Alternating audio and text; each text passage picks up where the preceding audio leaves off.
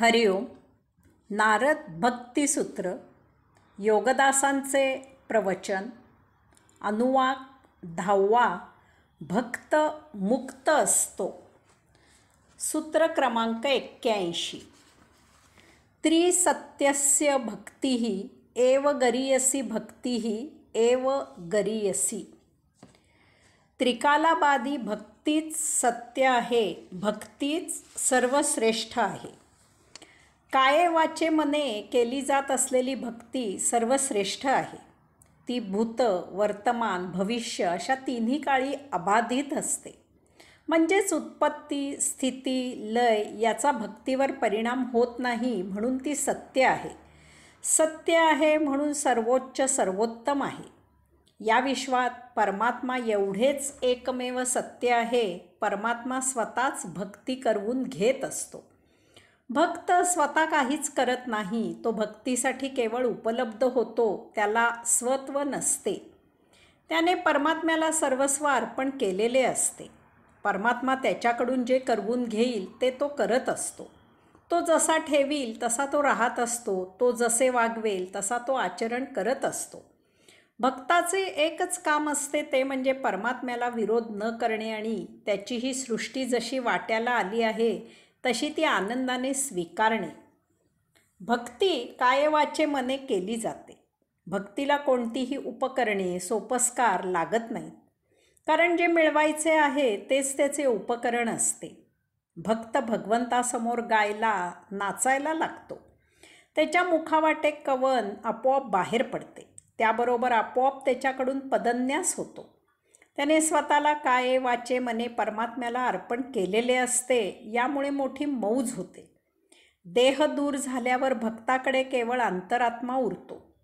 त्यामुळे भक्ताच्या भक्तीवर भूत, वर्तमान, भविष्य अशा तीनही काळांचा आणि त्यामुळे उत्पत्ती, स्थिती, लय याचा परिणाम होत नाही. त्याची भक्ती त्रिकाला बाधित होते. सत्य त्रिकाला बाधित असते. परमात्मा सत्य आहे. भक्ती सत्य आहे. त्यामुळेच भक्त, भक्ती आणि भगवंत हे त्रय एकरूप झालेले असते. भक्तीमुळे भक्त आणि भगवंत यात भेद राहत नाही. यास्तव देवर्षी नारद मुनी येथे सांगत आहेत की भक्ती हीच सर्वश्रेष्ठ आहे. भक्ती हीच सर्वोत्तम आहे. भक्ती हीच सर्वश्रेष्ठ आहे. भक्ती हीच सर्वोत्तम आहे. त्याला जोडूनच सूत्र क्रमांक 82.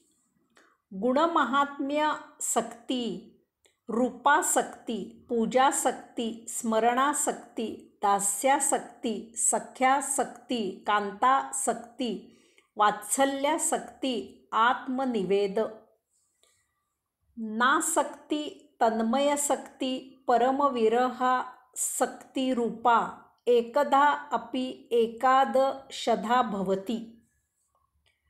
भक्ती हे केवळ भक्तीच असते. परंतु ती गुण, रूप, पूजन, स्मरण, दास्य, सख्य, कांता, वात्सल्य, आत्मनिवेदन, एकरूपता आणि विरह अशा 11 प्रकारे व्यक्त होते.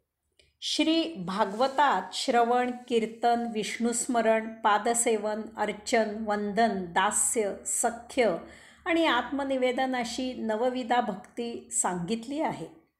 वैष्णवांनी शांत, दास्य, सख्य, वात्सल्य आणि मधुर अशी पंचविधा भक्ती सांगितली आहे. देवर्षी नारद मुनींनी 11 प्रकारे भक्ती सांगितली आहे. वास्तवात भक्ती ही केवळ भक्तीच असते. व्यक्ती तितक्या प्रकृती असतात. त्यामुळे प्रत्येक भक्त आपापल्या परी भगवंताजवळ व्यक्त होत असतो. जो तो आपापल्या पद्धतीने परमात्म्याची सेवा करत असतो.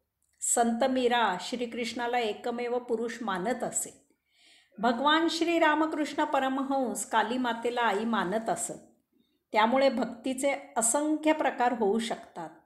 प्रत्येक भावभावनेत परमात्मा भरलेला आहे, व्यापलेला आहे. त्यामुळे भक्त जसा परमात्म्याजवळ जातो, त्याला पाहतो, त्याप्रमाणे परमात्मा त्याची सेवा रुजू करून घेतो. भक्तिमार्ग भिन्न असले तरी शेवटी त्याची परमात्मा प्राप्ती हीच एकमेव परिणती असते. परमात्मा विराट आहे. त्याची असंख्य रूपे आहेत. ती सर्व रूपे त्याचीच आहेत.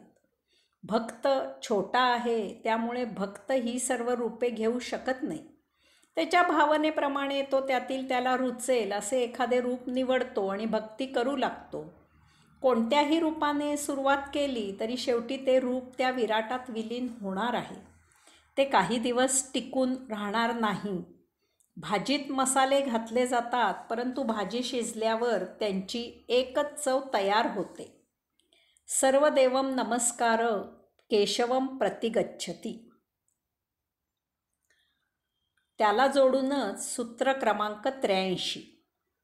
इत्येवं वंदती जनजल्प निर्भया एकमताः कुमार व्यास शुक शांडिल्य गर्ग विष्णू कौंडिन्य शेषोद्धव वारुणी बली हनुमद विभीषणदयो भक्त्याचार्यः. आत्तापर्यंत मागील सूत्रांमधून आपण जशी भक्ती पाहिली, जो भक्तीचा महिमा अभ्यासला, तशीच भक्ती असते. असे भक्तीची निंदा मस्करी करणाऱ्या लोकांच्या मताकडे दुर्लक्ष करून, अशांची उपेक्षा करून अत्यंत परखडपणे निर्भयपणे कुमार व्यास शुक शांडिल्य गर्ग विष्णू कौंडिन्य शेष उद्धव वारुणी बली हनुमान विभीषण इत्यादी भक्त दुड्ढाचार्यांनी, महान भक्तांनी, भक्तीमधील थोर अशा अधिकार महंतांनी ठासून सांगितले आहे. भक्ती कशी केली जाते ते आपण पाहिले आहे. मुक्तपणे भगवंताचं गीत गावं, त्याच्यातच एकरस व्हावे, त्याच्यापुढे बेभान होऊन नाचावे, भगवंताच्या कथा सांगाव्या आणि ऐकाव्या, भगवंतांची पूजा करावी, त्याचे दास व्हावे, त्याच्याशी सख्य करावे, त्याच्याशी मधुर भावाने हितगुज करावे, साक्षात्कारी व्हावे, भगवंतातच विलीन व्हावे. भक्तीला नाक मुरडलं जातं. अनेक जण भक्तीची टिंगल चेष्टा करतात, तर काही जणांना भक्ती करायची असते, परंतु संकोच वाटतो, लाज वाटते. आपल्याला लोक हसतील, दिसायला बरे दिसणार नाही वगैरे शंका मनात येतात आणि मग असे कमकुवत मनाचे लोक भक्तीपासून वंचित राहतात. हे असे कोणाला वाटू नये म्हणून देवर्षी नारद मुनी त्या काळातील अग्रगण्य अशा भक्तांचा हवाला देऊन भक्ती ही अशीच करायची असते आणि ती निसंकोच मनाने पूर्ण भक्तिभावाने करावी असे सांगत आहेत. भक्तीला व्यावहारिक लोक हसणार हे गृहीत धरावे. त्यांना भक्ती हा वेडेपणा वाटणारच, कारण कामिनी आणि कांचन हेच त्यांचे जीवन असते.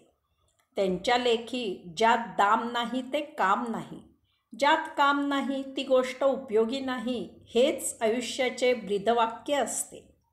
अशांकडे दुर्लक्ष करावे, त्यांची उपेक्षा करावी आणि भक्तिमार्गी सुपंथ धरून आपला आत्मउद्धार करावा.